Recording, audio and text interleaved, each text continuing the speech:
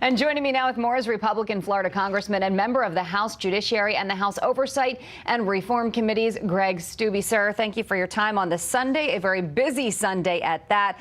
You know, let's begin with the information that everyone's talking about on all the programming this morning is the fact that we are hearing that there are reportedly multiple whistleblowers now. One that we know of, that we're hearing of anyway, reportedly with that firsthand knowledge. What do you say to that?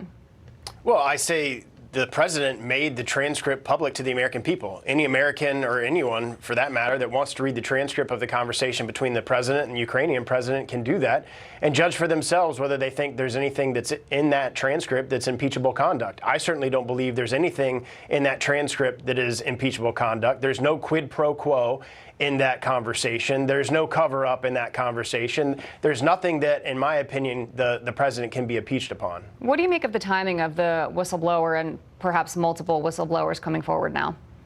Well, I mean, look, we've been dealing, ever since I've been in Congress, this is what we've been dealing with. And the president's been dealing with this ever since he swore in to be the president of the United States. The Democrats will stop at nothing to impeach this president. First, it was the Russia collusion hoax, and the American people dealt with that fraud upon the American people for about 2.5 years. And then after the Mueller report came out that specifically said there's no collusion, then the Democrats moved from the collusion narrative to obstruction of justice. Then we moved from that to corruption, from that to now this phone call with the Ukrainian president. I mean, it's clear that the Democrats will stop at nothing to impeach this president. Let's talk about Joe Biden for a second, because when he's asked about this, obviously the last few weeks he's been dealing with a lot of questions about this. He deflects a lot of them. He hasn't really said much. Do you think we need to hear more from Joe Biden?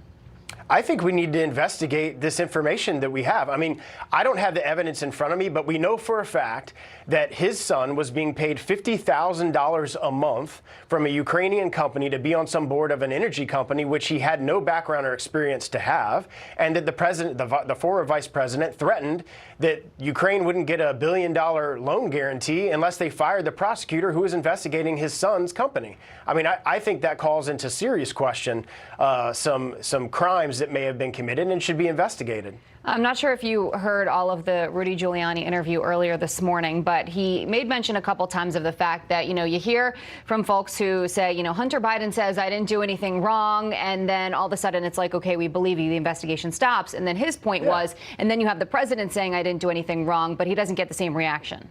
No, of course not, because Democrats are in control of Congress. Since I've been sworn in January, there have been 6 committees that have been investigating this president, from everything from his tax returns to conversations he has with foreign leaders to the Mueller report, you name it. And it's not going to stop as long as the Democrats are in charge. They have not done anything for Floridians, for the American people, in the 10 months that we've been in Congress, because all they've been focused on is impeaching the president. So where do you think this goes from here in the next few weeks? Do you think that the House ends up moving forward with a vote? I hope that they do. I hope that they put all of their members to be able to decide if they feel like we should move forward with an impeachment inquiry. Every single past president impeachment inquiry, from Johnson to Clinton to Nixon, had a vote before the House authorizing a committee to do the impeachment inquiry, and that has not happened. And then finally, you're one of the co-sponsors of Representative Bigg's motion to condemn and censor Chairman Schiff. Talk about that.